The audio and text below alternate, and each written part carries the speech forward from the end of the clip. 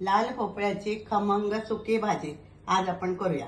त्याच्यासाठी मी घेतले अर्धा किलो भोपळ। त्या भोपळ्याचे असे तुकडे करून घ्यायचे। मग 3 ओल्या मिरच्यांचे तुकडे, बारीक चिरलेली कोथिंबीर, किसलेला खोबरा। आता खोबरा तुमका जर वापरूचा नसाल तर याच्याऐवजी शेंगदाण्याचा कूट तुम्ही वापरू शकता। 1 चमचा गूळ, फोडणीसाठी राई, मेथी आणि हिंग, हळद 1 चमचा आणि अर्धा चमचा लाल तिखट, कारण आपण इकडे ओल्या मिरच्या घेतलेल्या असतात, आणि लिंबू। आता आपण भाजी करून घेऊया। त्याच्यासाठी मी गॅसवर ठेवलं पॅन मध्ये घातले 1 चमचा साजूक तूप। तुम्ही तुपात नको असेल तर तेल पण वापरू शकता।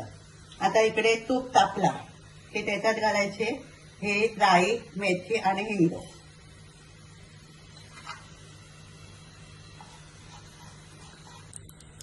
आता हिंग आणि मेथी तडतडले।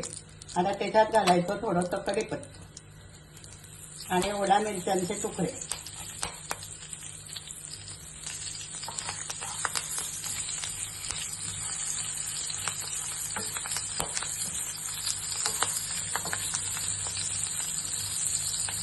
मग घालायचे हे भोपळ्याचे सगळे फोडे।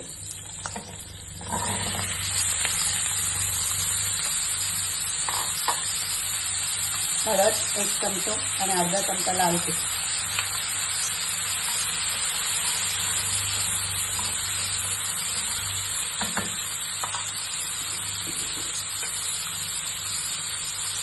चवीनुसार मीठ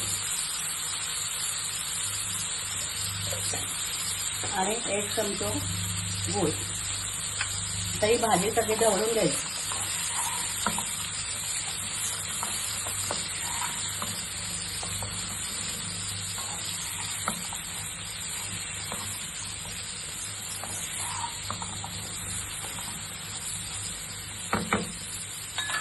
थोडासा पाणी घालायचं, अगदी थोडासा,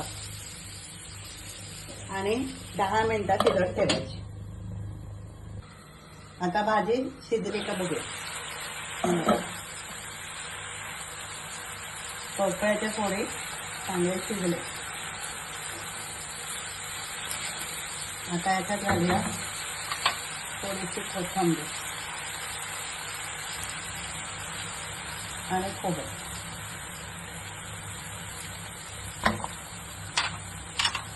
आणि हा अर्धा लिंबू।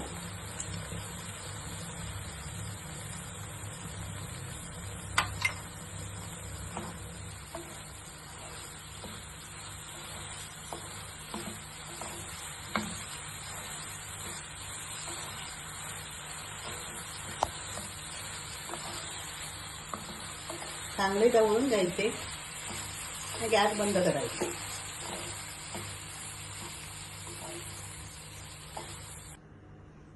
अशी ही लाल भोपळ्याची खमंग सुकी भाजी तयार।